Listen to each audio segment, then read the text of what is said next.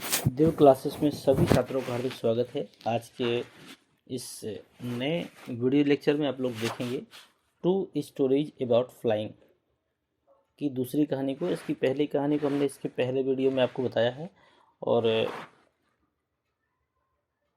मुझे उम्मीद है वो कहानी आपको पसंद आई होगी। बहुत ही ज़बरदस्त स्टोरी थी और ये भी स्टोरी एक सस्पेंसियस है और अच्छी है। इसको सुनने के बाद में आपको लगेगा कि नहीं, हाँ इसमें कुछ खास था। तो ये पूरी स्टोरी को आप ध्यान से देखेंगे और स्टोरी ख़त्म होते ही आपको ये पूरा पार्ट बिल्कुल कंप्लीट हो जाएगा, इसकी हमारी गारंटी है। तो दूसरा पार्ट है इसका ब्लैक एरोप्लेन, इसको हम लोग देखेंगे। पहला पार्ट हो चुका है, इसको हम हटा देते हैं। ध्यान से देखिएगा।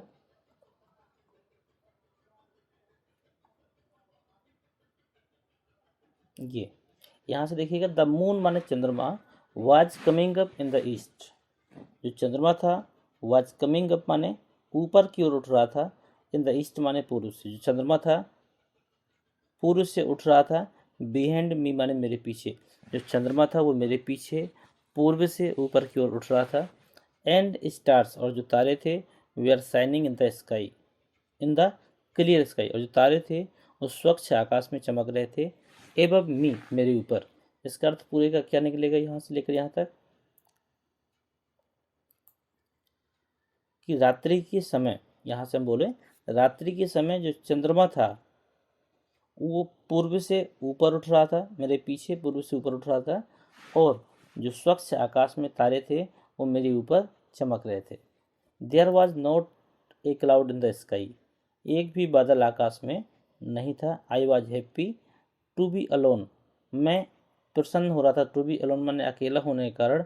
हाई अप माने ऊपर। Above the sleeping country side, मतलब सोए हुए देहात के ऊपर से निकलने में, मतलब जब जब सभी लोग, कंट्री साइड में होता है देहात या गांव कह सकते हैं, तो जब देहात के सभी लोग सोए हुए होंगे तो उनके ऊपर से जब मैं अकेला निकल रहा था तो इसलिए मैं वहाँ पर बहुत प्रसन्नचित था। आई वॉज फ्लाइंग, मैं उड़ा रहा था। माई ओल्ड डकोटा एरोप्लेन, मैं अपना पुराना डकोटा एरोप्लेन को उड़ा रहा था। ओवर फ्रांस बैक, ओवर माने ऊपर, फ्रांस माने फ्रांस के ऊपर से उड़ा रहा था। बैक टू इंग्लैंड, जब मैं इंग्लैंड से वापस हो रहा था। तो आप यहाँ पर क्या कह सकते हैं कि जब मैं इंग्लैंड से लौट रहा था या फिर लौटते वक्त अपने पुराने हवाई जहाज को फ्रांस के ऊपर से उड़ाकर ले जा रहा था। आई वॉज ड्रीमिंग, मैं स्वप्न देख रहा था। ऑफ माई हॉलीडे मैंने अपने छुट्टियों के। एंड लुकिंग फॉरवर्ड, और आगे की ओर, to being with my family, जब मेरे परिवार मेरे साथ में होगा। तो आप ये कह सकते हैं I was dreaming of my holiday and looking forward to being with my family. तो इसका मतलब ये हुआ कि मैं छुट्टियों का स्वप्न देख रहा था जब मेरा परिवार मेरे साथ होगा। I looked at my watch, मैंने घड़ी की ओर देखा तो I looked at my watch, मैंने घड़ी की ओर देखा तो कितना बजा हुआ था, 1:30 इन द मॉर्निंग, सुबह का 1:30 बजा था। अब सुबह का 1:30 का मतलब ये ना मान लीजिएगा कि दिन का 1:30, क्योंकि दिन के 1:30 के वक्त में अगर आप देखेंगे तो कहीं ना कहीं आफ्टरनून हो जाता है। ठीक है, तो सुबह का 1:30 का मतलब ये रात्रि का ही समय है। अभी वो आसमान में था जब उसने अपनी घड़ी को देखा तो क्या कह रहा है कि सुबह के 1:30 बजे हुए थे, 1:30। आई शुड कॉल, मुझे फ़ोन कर लेना चाहिए। पेरिस कंट्रोल रूम, पेरिस के कंट्रोल सून ना होना चाहिए। ठीक है, सून है तो भी चलेगा। पेरिस कंट्रोल सून। आई थॉट, मैंने सोचा कि मुझे पेरिस के कंट्रोल रूम में जल्द ही फ़ोन कर लेना चाहिए। कंट्रोल रूम में फ़ोन क्यों करना होता है, ताकि वहाँ से हमको दिशा का अंदाज़ा लग जाता है कि मुझे कहाँ कितने डिग्री पे मुड़ना है, या फिर कुछ अन्य जानकारियाँ होंगी, जो भी होता होगा तो ये वहाँ से जानकारियाँ मिल जाती हैं। तो उसने कहा मुझे पेरिस के कंट्रोल रूम में फ़ोन जल्दी कर लेना चाहिए। As I looked down past the nose of the aeroplane, as I looked, जब मैंने देखा, down past the nose, nose माने होता है नाक, ठीक है। ऑफ द एरोप्लेन माने एरोप्लेन की, जब मैंने एरोप्लेन की नाक को देखा, तो एरोप्लेन की नाक नहीं होती है, लेकिन एरोप्लेन का जो आगे का हिस्सा आगे की ओर निकला हुआ होता है बाहर की ओर, उसको नाक बोला गया है। तो आप ये कह सकते हैं कि जब मैंने कि जब मैंने हवाई जहाज़ के आगे के हिस्से से नीचे की तरफ देखा तो the lights off the big city, तो किसी बड़े शहर की जो लाइट थी वो दिखाई दी इन फ्रंट ऑफ मी, माने मेरे सामने, तो मेरे सामने किसी बड़े शहर की लाइट दिखाई दी। ऐसा मैंने देखा the lights off a big city in front of me, कि जो बड़े शहर की लाइट थी वो मेरे सामने थी, या फिर मैंने बड़े शहर की लाइट को देखा। आई स्विच्ड ऑन, मैंने खोल दिया द रेडियो, मैंने रेडियो एंड सैड, और मैंने कहा रेडियो क्या होता है, रेडियो ये वाला नहीं जो आप लोग सुनते हैं। रेडियो का मतलब इनके पास एक विशेष यंत्र होता है जिससे संदेश सुने जाते हैं और संदेश दिए जाते हैं। तो ये इसने कहा मैंने अपना रेडियो खोल दिया, और फिर क्या किया मैंने, पेरिस कंट्रोल रूम, और फिर इसके बाद में पेरिस कंट्रोल रूम के लिए मैंने फ़ोन किया, या फिर मैंने बटन खोलकर बोला Paris control room Dakota DS088 here, मतलब उसने संदेश अपना दिया कि डकोटा जिसका कोड नंबर DS088 है वो यहाँ पर है। कैन यू हेयर मी, क्या आप मेरी बात सुन रहे हैं। मतलब आपने कई बार उसमें बात करते हुए सुना होगा वायरलेस में व्यक्तियों को, तो इस तरह बात करते हैं कि उसमें कोड नंबर कुछ बोले जाते हैं। यहाँ पे पूरे एरोप्लेन का नाम नहीं बताया जाता है, यहाँ पर उन्होंने कोड नंबर बताया कि DS088 हेयर, तो इसका मतलब ये कि 088 का जो विमान है वो यहाँ पर है। कैन यू हियर मी, क्या मुझे कोई सुन पा रहा है या कोई मुझे सुन सकता है। I am on my way to England, I am मैं हूँ, ऑन माई वे अपने रास्ते में, टू इंग्लैंड ओवर मैं अपने इंग्लैंड के रास्ते में हूँ। और इसके बाद में जब बात समाप्त हो जाती है तो क्या हो जाता है, ओवर बोला जाता है। तो यहाँ पे वो बता रहा है कि मैं इंग्लैंड के रास्ते में हूँ, या फिर मैं अपने इंग्लैंड के मार्ग पर हूँ, ये सूचना उसने दी। तो this the voice from the radio answered me immediately, तो जो आवाज़ थी फ्रॉम द रेडियो मैंने रेडियो की, आंसर्ड मी इमिडिएटली, वहाँ से तुरंत एक आवाज़ आती है, क्या आती है, DS088 I can hear you, मैं आपको सुन सकती हूँ या सुन सकता हूँ। यू और टू टर्न, तुम्हें टर्न लेना चाहिए 12 डिग्री वेस्ट, तुम्हें वेस्ट की ओर, ठीक है, तुम्हें वेस्ट की ओर मतलब दक्षिण की ओर, सॉरी पश्चिम की ओर कितने डिग्री के लिए मुड़ना चाहिए, 12 डिग्री, लगभग 12 डिग्री मुड़ जाना चाहिए। DS088 ओवर, मतलब वहाँ से संदेश क्या मिला है कि DS088 मैं आपको सुन सकती हूँ। यू और टू टर्न 12 डिग्री, तो आपको यहाँ पर कितने डिग्री, 12 डिग्री मुड़ जाना चाहिए, किस तरफ की ओर, पश्चिम की ओर मुड़ जाना चाहिए, और वहाँ से इस बात को समाप्त हो जाता है। इसको एक बार और देख लें अगर आप कहें तो, the voice from the radio answered, the voice मैंने जो आवाज़ थी फ्रॉम द रेडियो, रेडियो की जो आवाज़ थी, आंसर्ड मैंने उससे उत्तर मिला, मी मैंने मुझे, इमीडिएटली मैंने तुरंत, क्या उत्तर मिलता है, DS088 की जो डकोटा के जो भी व्यक्ति हैं, आई कैन हियर यू मैं आपको सुन सकती हूँ, you are to turn 12 degrees west, तुम्हें पश्चिम की ओर 12 डिग्री मुड़ जाना चाहिए, DS088 ओवर। इसके बाद में वो बात समाप्त हो जाती है। आगे है आई चेकड, मैंने चेक किया, द मैप मैंने नक्शे को, एंड द कंपास मैंने कंपास को, switched over to my second, और इसके बाद क्या किया, स्विच्ड ओवर मैंने चालू कर दिया, to my second and last fuel tank, और इसके बाद मैंने अपने दूसरे और अंतिम फ्यूल टैंक को चालू कर दिया। मतलब जैसे हम लोग जितनी भी गाड़ियाँ रखते हैं उनमें कहीं ना कहीं एक पेट्रोल टंकी होती है, तो जो ऐसे साधन होते हैं जैसे जो समुद्र में चलते हैं या फिर जो हवा में चलते हैं, तो वहाँ पर तो कोई पेट्रोल टैंक या टंकी होगी नहीं, तो ऐसे साधनों में एक से अधिक टैंक होते हैं कि अगर एक समाप्त हो जाए तो रिजर्व में हम दूसरी टंकी को स्टार्ट कर सकें। तो यहाँ पर वही बताया गया है कि उसका जो पहला टैंक था वो समाप्त हो गया था लगभग, तो उसने कहीं ना कहीं स्विच्ड ओवर माई सेकेंड, तो उसने अपने सेकेंड टैंक को ओपन कर दिया, एंड लास्ट टैंक, और ये उसका लास्ट टैंक भी था, एंड टर्न्ड और मुड़ गया the Dakota 12 degrees waste towards England, और जो डकोटा एरोप्लेन था वह इंग्लैंड से पश्चिम की ओर 12 डिग्री मुड़ गया। I shall be time for breakfast, breakfast का मतलब नाश्ता होता है, या फिर ये कह सकते हो कि आई शैल बी इन टाइम, मुझे समय पे पहुंचना है, फॉर ब्रेकफास्ट माने ब्रेकफास्ट के लिए, आई थॉट मैंने सोचा, a good big English breakfast, कि यह एक अच्छा इंग्लिश ब्रेकफास्ट है। तो कोई अंग्रेज़ों का खाना होगा जो भी इंग्लिश ब्रेकफास्ट में रखते होंगे ये लोग। तो उसने सोचा कि ये गुड और बिग इंग्लिश ब्रेकफास्ट, ये एक अच्छा और इंग्लिश ब्रेकफास्ट है, इसलिए मुझे समय पे पहुंचना है। एवरीथिंग वाज गोइंग वेल, सब कुछ बढ़िया था। I was an easy flight, ये मेरी बहुत ही आसान सी उड़ान थी, ये कह सकते हैं।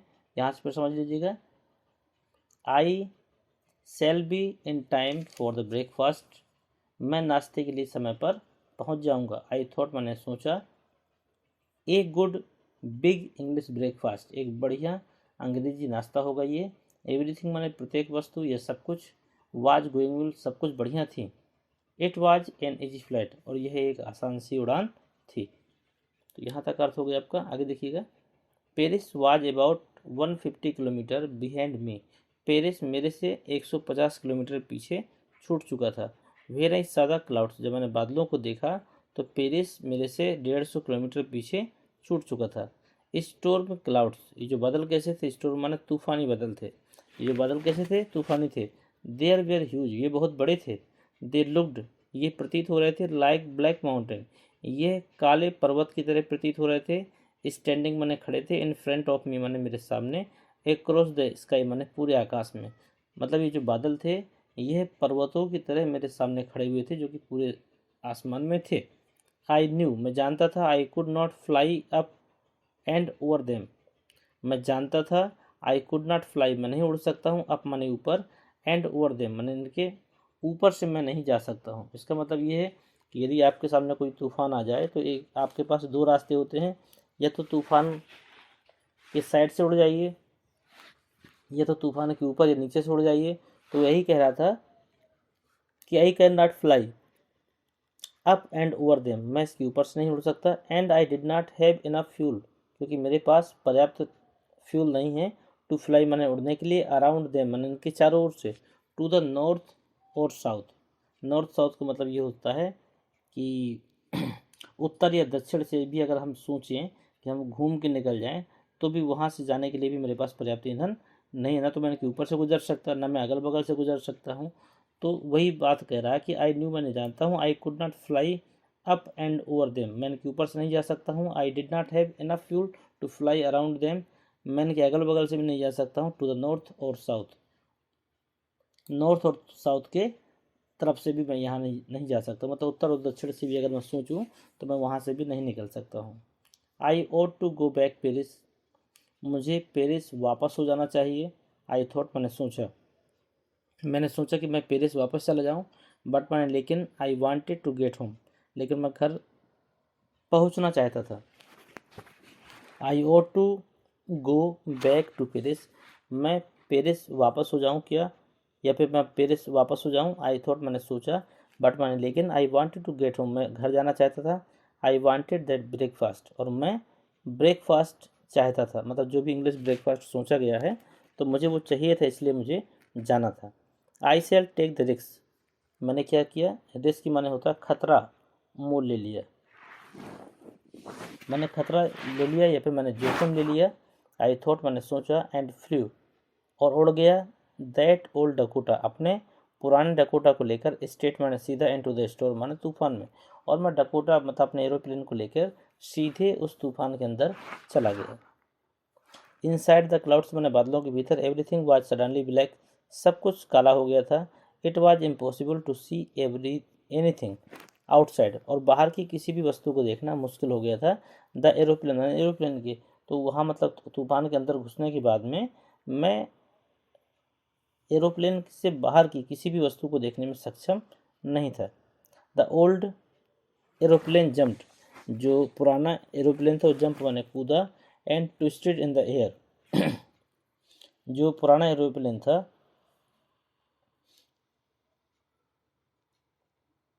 अब यहाँ पर ये इसको क्या कह सकते हो, कूदा तो यहाँ पर ठीक शब्द नहीं होना चाहिए।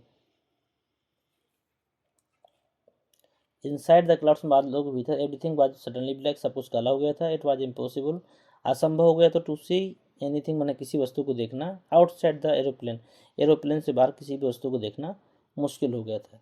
द ओल्ड एरोप्लेन, जो पुराना जो अब आपका ये जो विमान था डकोटा, वो क्या कर रहा था, जंप्ड माने उछल रहा था, एंड ट्विस्टेड, ट्विस्टेड का मतलब आप कह सकते हो डोलना। हाँ, तो ये जो एरोप्लेन था ये तूफान के अंदर उछल कूद रहा था एंड डोल रहा था इन द एयर माने हवा में। तो इसका अर्थ ये निकाल सकते हैं, जो मेरा विमान था, डकोटा विमान था, वह तूफान में फंसने के बाद में उसका संतुलन बिगड़ रहा था, ऐसा कह सकते हैं। आई लुक्ड, मैंने देखा, एट द कंपास, और मैंने इसके बाद कंपास को देखा, तो आई कुड नॉट बिलीव, तो मुझे विश्वास नहीं हुआ। एक बार मैं इस चित्र को दिखा दूँ आपको। ये देखिए, इस प्रकार का ये कुछ विमान था जिसमें ये लड़का बैठा हुआ है, और सामने देखिए कितना भयंकर तूफान आपको दिख रहा है। तो इस तरह का कुछ इसके साथ हादसा हुआ होगा जिसकी बताने का प्रयास कर रहा है। तो इसने क्या कहा कि I looked at the compass, मैंने कंपास की ओर देखा, आई कुड नॉट बिलीव, मुझे विश्वास नहीं हो रहा था, माई आइज माने मेरी आंखों को, तो कंपास को देखकर मेरी आंखों को विश्वास नहीं हुआ कि द कंपास वाज टर्निंग, जो कंपास की सुई थी वाज टर्निंग राउंड, गोल गोल घूम रही थी, एंड राउंड, और लगातार गोल गोल घूम रही थी। इसका मतलब क्या हुआ, इट वाज डेड, ये मर गया था, इसका मतलब ये खराब हो गया था। आई वुड नॉट वर्क, ये काम नहीं कर रहा था। द अदर इंस्ट्रूमेंट, जो अन्य उपकरण थे, वे आर सडनली डेड, वो भी अचानक खराब हो जाते हैं। टू माने भी, अचानक उपकरण भी ऑटोमेटिक खराब हो सकते हैं, हो जाते हैं। आई ट्राइड द रेडियो, मैंने रेडियो के लिए ट्राई किया कि मैं उससे संपर्क करूं, कहाँ पर, पेरिस कंट्रोल, पेरिस कंट्रोल को मैं संपर्क करूं। तो पेरिस कंट्रोल मैंने दोबारा आवाज़ दिया, Paris control room, can you hear me, क्या आप मेरी बात सुन पा रहे हो। देयर वॉज नो आंसर, तो उसके पास कोई उत्तर नहीं मिला। The radio was dead too, radio भी मर गया था, तब रेडियो का भी सब कुछ डिस्टर्ब हो गया था, या फिर कह सकते हो रेडियो ने काम करना बंद कर दिया था। आई हैड नो रेडियो, मेरे पास अब कोई रेडियो नहीं था। नो कंपास, दूसरा कंपास नहीं था। एंड आई कुड नॉट सी, और मुझे कुछ भी नहीं दिख रहा था। वेयर आई वाज, जो मेरे पास हो। I was lost in the storm, मैं तूफान में खो गया था। देन मैं तब in the black clouds quite near me, black clouds, then मैं तब इन द ब्लैक मैंने काला, क्लाउड्स में बदल, क्वाइट नियर मी मेरे नज़दीक आया। तो आई सा अनदर एरोप्लेन, तो मुझे क्या दिखा, एक दूसरा एरोप्लेन दिख गया। मतलब उसने कहा कि जब ये काला बादल मेरे पास आया तो मैंने क्या देखा, वहाँ पर एक दूसरा एरोप्लेन था। इट हैड नो लाइट, इसमें कोई प्रकाश नहीं था। ऑन इट्स विंग, माने उसके पंखों में, मतलब एरोप्लेन के पंखों में बत्तियाँ लगी होती हैं जो जलती बुझती रहती हैं, तो इसमें कह रहा कि इसमें कोई भी प्रकार का प्रकाश नहीं था। I could see the pilot face, मैंने पायलट का चेहरा देखा।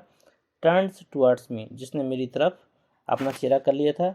आई वाज वेरी ग्लैड, मैं बहुत प्रसन्न हो गया। टू सी, मैंने देखकर, अनदर पर्सन, मैंने दूसरे व्यक्ति को। मतलब कहीं ना कहीं आप मुसीबत फंसे हों और एक से दूसरा व्यक्ति अगर दिख जाए तो वहाँ पर अपने को हिम्मत मिल जाती है। तो उसने कहा कि एक बड़ा बादल मेरी तरफ आया, लेकिन उस बड़े बादल में अचानक मुझे एक एरोप्लेन दिखा, उसमें बैठे हुए व्यक्ति को देखकर मुझे प्रसन्नता हुई।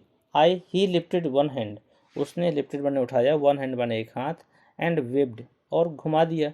इसका मतलब कह सकते हैं कि उसने अपना हाथ उठाया और मुझे क्या किया, मुझे पुकारने लगा, या फिर ये कह सकते हो उसने मेरी ओर के लिए वो हाथ उठाया था ताकि वो मेरी मदद कर सके। ही लिफ्टेड वन हैंड, उसने एक हाथ उठाया, एंड वेब्ड, और उसे हिलाया, मतलब संकेत दिया कि आप इस तरफ आओ। फॉलो मी, मैंने मेरा पीछा करो, मतलब उसने कहा, दूसरा एरोप्लेन उसने देखा था, उसने कहा फॉलो मी, मेरा पीछा करो। ही वाज सेइंग, वो कह रहा था फॉलो मी, मेरा पीछा करो। ही नोज, वह जानता था, दैट आई एम लॉस्ट, कि मैं खो चुका हूँ।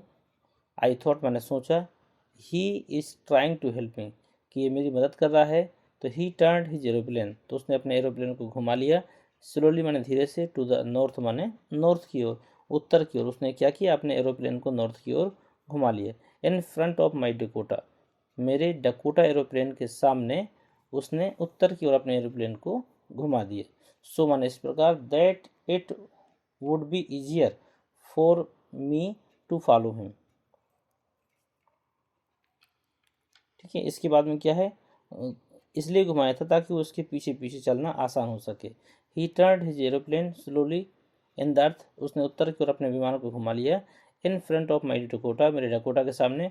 सो माने इस प्रकार, that it would be easier, इस प्रकार आसान हो गया था। फॉर मी मैंने मेरे लिए, टू फॉलो मैंने उसका पीछा करना। इसका मतलब आप ये कह सकते हैं कि जब उसने अपने विमान को मेरे विमान के आगे लगा दिया और उत्तर की ओर घुमा लिया तो मुझे उसका पीछा करना और भी आसान हो गया था। आई वॉज वेरी हैप्पी, मैं बहुत प्रसन्न था। To go behind the strange aeroplane, इस अजनबी एरोप्लेन को देखकर, लाइट एंड ओबीडियंट चाइल्ड, एक बच्चे की तरह, मतलब एक बच्चे की तरह मैंने जब उस एरोप्लेन को देखा तो उस एरोप्लेन के बिहाइंड मैंने पीछे हो गया। लिखा है ना, आई वॉज वेरी हैप्पी, मैं बहुत प्रसन्न हुआ। टू गो माने जाने में, बिहाइंड माने पीछे, द स्ट्रेंज एरोप्लेन इस अजनबी एरोप्लेन के साथ, लाइक एन ओबीडियंट चाइल्ड, तो यहाँ तक आप अर्थ ये निकाल सकते हैं, एक आज्ञाकारी बच्चे की तरह मैंने अपने एरोप्लेन को उसके एरोप्लेन के पीछे लगा दिया। आफ्टर हाफ एन आवर, लगभग आधे घंटे के बाद में, द स्ट्रेंज ब्लैक एरोप्लेन, वह जो अजनबी काला एरोप्लेन था, वाज स्टिल देयर, अब भी वहीं पर था, इन फ्रंट ऑफ मी मैंने मेरे सामने, इन क्लाउड्स मैंने बादलों में, मतलब आधे घंटे के बाद भी, लगभग आधे घंटे के बाद भी वह जो विचित्र विमान था मेरे सामने था। नाउ मैंने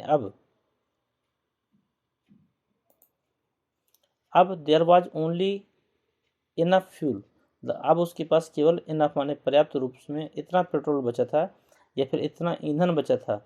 इन द ओल्ड डकोटा, मैंने पेट्रोल गलत बोल दिया, पेट्रोल नहीं डलता इसमें। There was old enough fuel, वहाँ पर इतना पर्याप्त मात्रा में फ्यूल बचा था। इन द ओल्ड डकोटा माने पुराने डकोटा में, लास्ट टैंक, कि वो अंतिम टैंक भी, टू फ्लाई माने उड़ेगा, फॉर 5 और 10 मिनट मोर, मतलब उसने कहा कि मेरे पास अब इतना सीमित मात्रा में ईंधन बचा था कि उससे सिर्फ 5 या 10 मिनट तक ही डकोटा को उड़ाया जा सकता है। I was starting to feel frightened again, I was starting, मुझे स्टार्ट हो गया, टू फील मैंने महसूस होना, फ्राइटेंड मैंने भय, अगेन मैंने दोबारा, मतलब मैं दोबारा भयभीत होना प्रारंभ हो गया या फिर मुझे दोबारा से भय लगने लगा। बट माई लेकिन, देन ही स्टार्टेड, लेकिन तब ही स्टार्टेड, वो उसने शुरू कर दिया, टू गो डाउन मैंने नीचे की ओर जाना, and followed through out the storm, तब उसने क्या किया, अचानक वो है बादलों से क्या होने लगा, अचानक आई केम, मैं गया, आउट माने बाहर, ऑफ द क्लाउड्स माने बादलों के, एंड सा, इसके ऊपर वाली अभी लाइन बाकी है आपकी। बट माई लेकिन, then he started,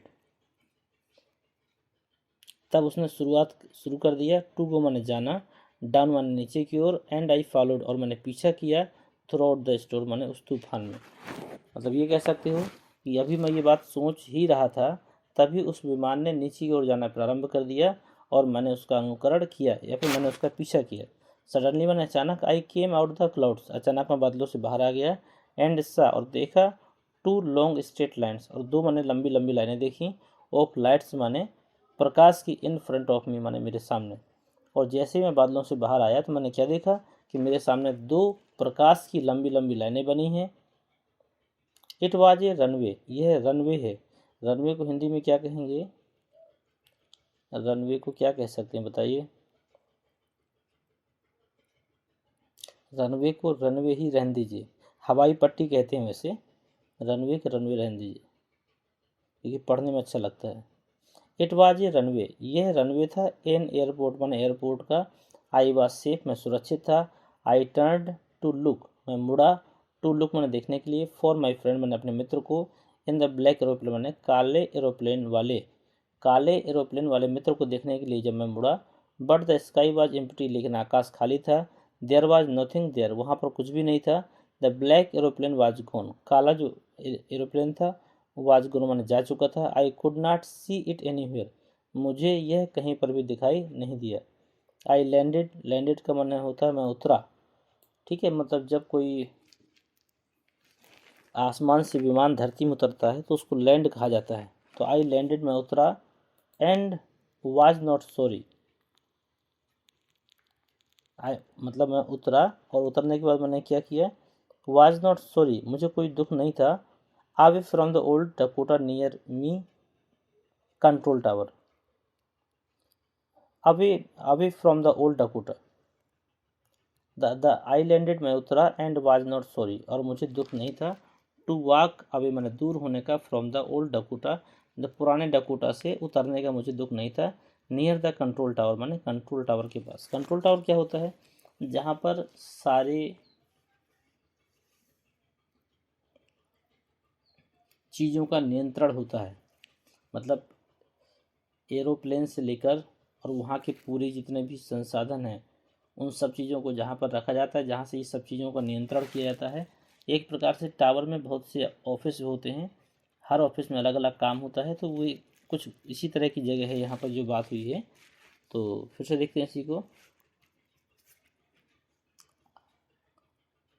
I landed, मैं उतरा, एंड वाज नॉट सॉरी, और मुझे इस बात का खेद नहीं था, टू वॉक अवे, कि मैं टहलते हुए दूर हो गया, फ्रॉम द ओल्ड डकोटा, पुराने डकोटा से, नियर द कंट्रोल टावर, जो कि कंट्रोल टावर के निकट था। आई वेंट, मैंने मैं गया, एंड आस्क्ड ए वुमन, और एक महिला से पूछा, इन द कंट्रोल सेंटर, माने कंट्रोल सेंटर में एक महिला से पूछा, वेयर आई वाज, कि मैं कहाँ पर था, and who the pilot was, और वह जो दूसरा पायलट था वह कौन था। आई वांटेड टू से थैंक यू, मुझे उसका धन्यवाद कहना है। तो सी लुक्ड एट मी, उसने मेरी तरफ देखा, वेरी स्ट्रेंजली, बड़े अद्भुत तरीके से, एंड देन लाफ्ट, और उसके बाद हंसने लगी। मतलब वो जो महिला थी जिससे ये बात कर रहा था, उस महिला ने पहले इनको देखा विचित्र तरीके से और इसके बाद में हंसने लगी, और क्या बोली, अनदर एरोप्लेन, दूसरा aeroplane, up there in the storm, ऐसे तूफान में ऊपर दूसरा एरोप्लेन, नो अदर, नहीं है, या फिर नहीं था, aeroplane was flying tonight, आज रात्रि में कोई भी एरोप्लेन ऊपर नहीं था, yours was the only one, एकमात्र आपका ही विमान अकेला था, I could see on the radar, जिसे मैंने राडार में देखा है, मतलब मैंने जो राडार में देखा है तो सिर्फ एक ही विमान दिख रहा था इस तूफान में, वह विमान आपका था, इसके अलावा कोई भी दूसरा विमान ऊपर नहीं था। सो वन, इसलिए, हु हेल्प्ड मी, इस प्रकार मेरी मदद किसने की, to arrive there safely without a compass और ए रेडियो, जिसने बिना किसी कंपास और बिना किसी रेडियो के सुरक्षित, सेफली माने सुरक्षित लैंडिंग करवा दी, and without any more fuel, और बिना अधिक तेल खर्च किए हुए, मतलब बिना अधिक ईंधन खर्च किए हुए और बिना रेडियो और कंपास की उसने मेरी सुरक्षित लैंडिंग करवा दी। इन माई टैंक, मान जो कि मेरे टैंक में था, तेल की बात है। हु वाज द पायलट, वह आदमी कौन था या फिर वह पायलट कौन था, on the strange black aeroplane, जो कि अजनबी काले एरोप्लेन को चला रहा था, फ्लाइंग इन द स्टॉर्म, माने उस तूफान के भीतर, विदाउट लाइट, माने बिना लाइट होके। तो इस पूरे का अर्थ आप कह सकते हैं, सो माने इसलिए, कौन मेरी मदद कर रहा था, किसने बिना कंपास, रेडियो और बहुत कम ईंधन में सुरक्षित लैंडिंग करवा दी, वह पायलट कौन था, वह अजनबी एरोप्लेन कौन था, फ्लाइंग इन द स्टॉर्म, माने जो उस तूफान में उड़ रहा था, विदाउट लाइट, उसमें किसी भी प्रकार की लाइट नहीं थी।